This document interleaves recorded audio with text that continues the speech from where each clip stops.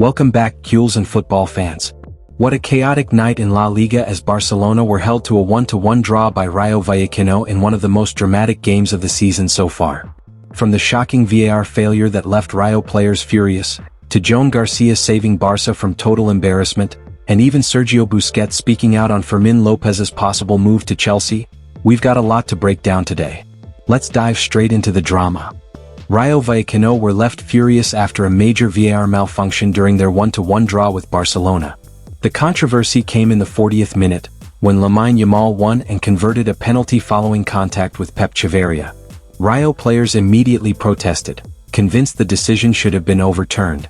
However, the call stood, and later it was revealed why. MediaPro, the company responsible for operating VAR in La Liga, confirmed after the match that the technology was not functioning during the first half at Vallecas. This meant the penalty incident could not be reviewed at all, leaving Rayo feeling hard done by. A technical problem, the causes of which could not be determined, prevented the proper functioning of the VAR service during the first half of the match between Rayo and Barça, a statement from MediaPro said. Despite the efforts made by the entire technical operations team, it was not possible to properly restore the service during the first half, but it was re-established and functioned normally during the second half. MediaPro is working to clarify the causes of the incident. Yamal's penalty put Barça 1-0 up and led to furious scenes on the sidelines as Rayo coach Inigo Perez contested the ruling. "I'm ashamed of my reaction on the touchlines after the penalty was awarded," Perez said after the game in an interview with broadcaster DAZN. "It was the result of frustration. Referees make mistakes and that's okay.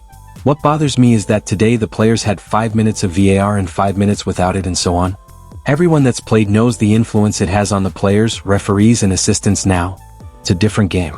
Maybe it's a penalty, I don't know, but it's not fair that players and officials aren't protected. I'm annoyed by the lack of efficiency with these things." Perez also conceded the issue could have been our club's fault, as he suggested games should be halted if VAR fails in the future. "We need better protocol for these situations," he added. "My anger is over the lack of protocol and the lack of efficiency. It's not a good image for our league. If VAR is not working, we should suspend the game until it is." Rayo forward ISI claimed referee Mateo Busquets Ferrer told the players he had made a mistake in awarding the penalty to Barça. "When they give a penalty that isn't a penalty, it makes you angry," ISI told DAZN. "I could say 1,000 things right now, but the referee is human and he makes mistakes too. He told me he accepts it was a mistake, so fair play to him. Without VAR it's very difficult to referee. So I'm going to bite my tongue. It's to his credit as a person that he admits his mistake." Rayo fought back from the setback of going a goal down to draw 1-1 against the Spanish champions, Fran Perez earning them a point with his first goal for the club in the second half. An up-and-coming member of the midfield ranks at La Liga champions Barcelona has been left feeling somewhat disappointed with the club ahead of the season to come. That's according to Diario Sport, who point towards Marc Bernal as the player in question. Midfielder Bernal is for his part of course in the midst of the final stages of his recovery from a long-term spell on the sidelines. After suffering a ruptured ACL back in August of 2024, the Spaniard has spent the 12 months since working tirelessly towards a return to the pitch. Bernal is expected to be gradually reintroduced to competitive action by Hansi Flick on the far side of the September international break.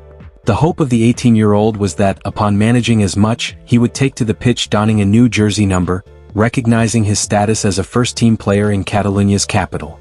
As alluded to above, however, if the latest word stemming from the media this weekend is anything to go by, this will not prove to be the case.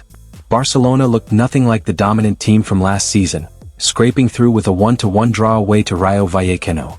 Hansi Flick's men took the lead before halftime through a Lamine Yamal penalty, but the second half completely belonged to Rayo. The hosts piled on the pressure and finally got their reward with a brilliant volley from Fran Perez to level the score. Rayo kept pushing until the very end and could have easily stolen all 3 points, but Joan Garcia's heroics in goal kept Barcelona alive. The young keeper produced several crucial saves to deny what might have been Barca's first defeat of the season. In truth, the draw flatters Barcelona. Flick has plenty to fix during the international break if his side want to defend their La Liga crown. One thing is clear. Without Garcia between the posts, Barcelona would have walked away from Vallecas with nothing. Barca's new goalkeeper was rarely tested in the first 2 matches of the term, but in the third he proved why the club were so adamant on acquiring him early in the transfer window. Garcia finished the game with 6 saves, including a couple of 1v1 situations where he looked in complete control. His reflexes between the sticks were showcased to the maximum, and he capped off what Barça hope is the first of many memorable performances. The former Espanyol goalkeeper was also very strong with the ball at his feet.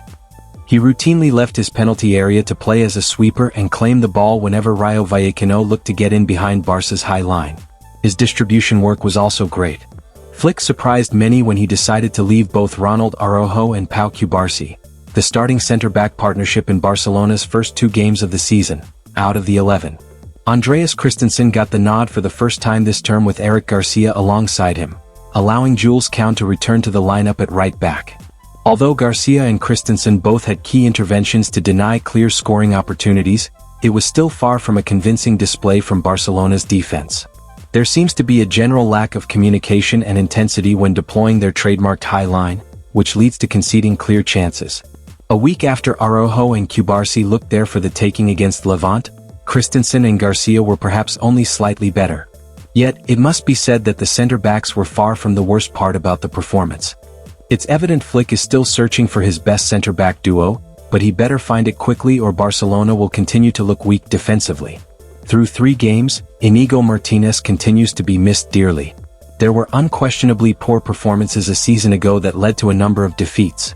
However, the draw today might have been the worst Barcelona have looked since Flick's arrival. It's hard to remember Barcelona being outplayed this thoroughly by an opponent in the past year. You can argue the state of the pitch wasn't conducive to Barcelona's fluid, possession-based style, but the pitch was the same for both teams and the hosts dominated for lengthy stretches of the game. What's perhaps even more alarming is that Barça lacked intensity once again, a common theme during the early season, something even Yamal admitted after the game. Flick called out his players after he felt they looked complacent in their debut win versus Mallorca, but there's still plenty of work to do in that area.